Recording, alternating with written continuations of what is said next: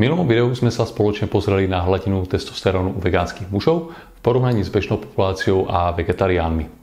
A jedna z najčastejších otázok na sociálnych sieťach pod týmto videom tak sa týkala soje, konkrétne fytoestrogénov a ich vplyvu na hladinu mužských hormónov a celkovú plodnosť.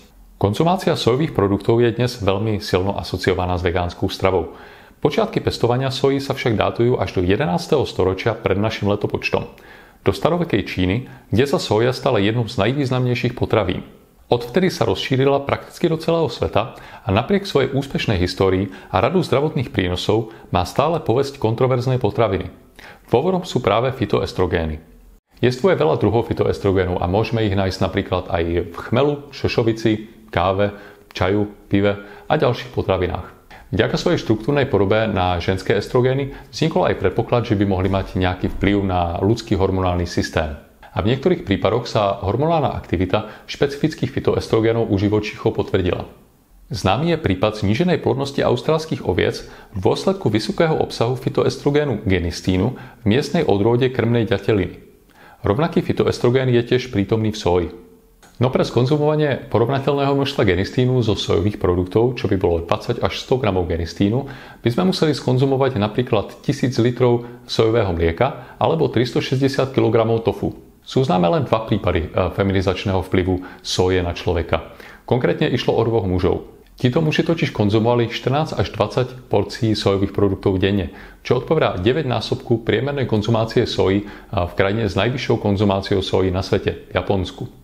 Okrem týchto izolovaných extrémnych prípadov nemala konzumácia soji v rámci doterajších vedeckých prác na ľuďoch žiadne významné negatívne účinky na hladinu ľudských pohlavných hormónov, veľkosť mužských pohlavných šliaz, počet spermií, ich motilitu ani celkovú plodnosť. V skutočnosti, podobne ako iné strukoviny, je soja veľmi zdravá. Znižuje napríklad hladinu cholesterolu, obsahuje veľa vitamínov, minerálnych látok a tiež veľké množstvo bielkovín. Internet je dnes však plný strašidelných článkov o soje a rakovine a prečo by ste mali teda veriť práve mne?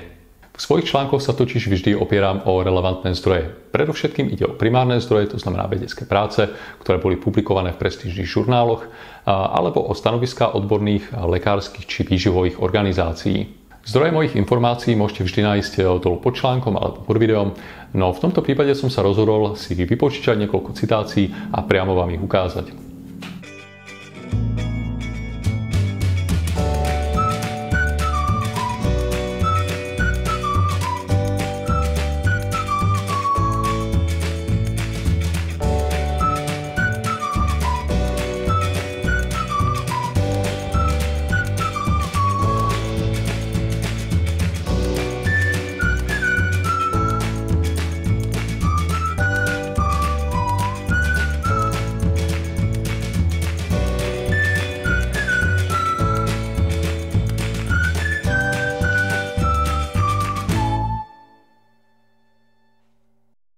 Ďakujem za sledovanie. Ak máte nejaké otázky, napíšte mu určite dolu do komentárov a budem rád samozrejme aj, ak si kliknete na odber, aby ste neprišli o žiadne ďalšie video.